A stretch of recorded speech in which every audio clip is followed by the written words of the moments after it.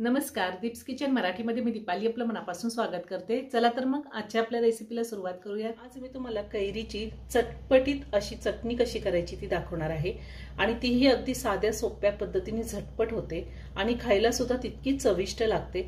तर कैरीची चटणी करण्यासाठी मी इथे 2 कैऱ्या घेतल्यात। कैऱ्या स्वच्छ धुवून घेतल्यात आणि त्या पुसून घेतलेल्या आहेत आणि कैरीची साल न काढताच कैरी मी कट करून घेतलेली आहे। 5 चमचे साखर घेतली मी। ह्या चमच्याने अशी भरून 5 चमचे साखर घेतलेली आहे। आता तुम्ही वापरणारी कैरी किती आंबट आहे त्या अंदाजे तुम्ही साखरेचं प्रमाण कमी किंवा जास्त घेऊ शकता। पाव चमचा जिरे, पाव चमचा मोहरी, पाव चमचा हळद, 2 चमचे बेडगी मिरची पावडर घेतलेली आहे। बेडगी मिरची पावडर जास्त तिखट नसते आणि कलरही खूप छान येतो। अर्धा चमचा चाट मसाला, अर्धा चमचा धने पावडर आणि चवीनुसार मीठ लागणार आहे। सगळ्यात आधी आपण तेलावरती ह्या कैऱ्या परतून घेऊयात। मी गॅसवर पॅन ठेवलाय, त्यामध्ये 2 चमचे तेल घालते।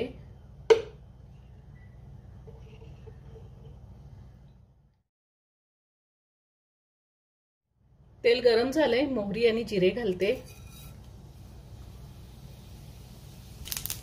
मोहरी जिरे व्यवस्थित तडतडलेले आहेत। आता त्यात कैरी घालायची आपल्याला।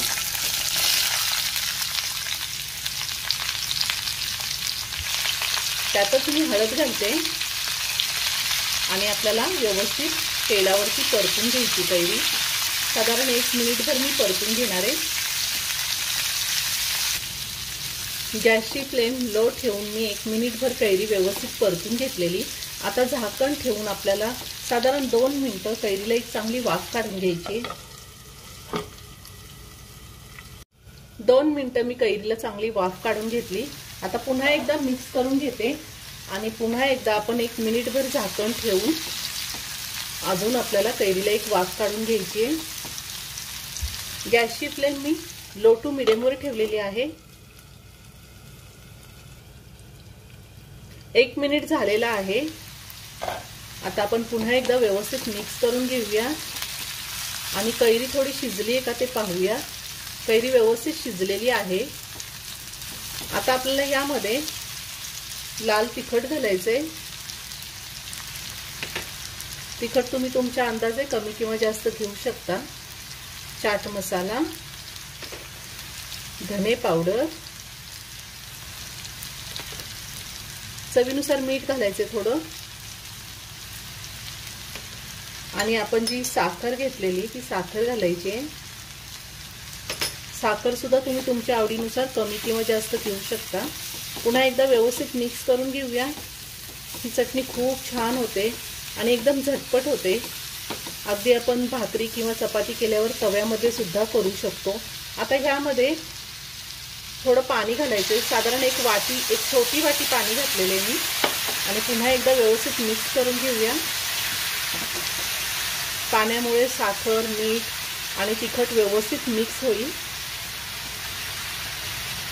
आणि आता असंच मी झाकण न ठेवता पाणी पूर्णपणे आटेपर्यंत कैरी शिजून घेणार आहे। गॅसची फ्लेम मी हाय टू मीडियम वर ठेवून त्यातलं पाणी पूर्णपणे ड्राय करून घेतलेलं आहे। आता आपली कैरीची चटणी तयार करून झाली। गॅस बंद करते आणि एका प्लेटमध्ये काढून घेते। खूप छान चटपटीत झालेली आहे आणि कलरही खूप सुंदर आलाय।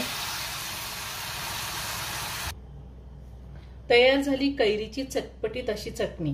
आपण चपाती बरोबर, भाकरी बरोबर खाऊ शकतो। खूप छान लागते आणि 5 मिनिटात होते। व्हिडिओ जर आवडला असेल तर व्हिडिओला लाईक आणि शेअर करायला विसरू नका। रेसिपी आवडली असेल तर कमेंट करून नक्की कळवा। पुन्हा भेटूया अशाच एका छानशा साध्या आणि सोप्या रेसिपी बरोबर। धन्यवाद।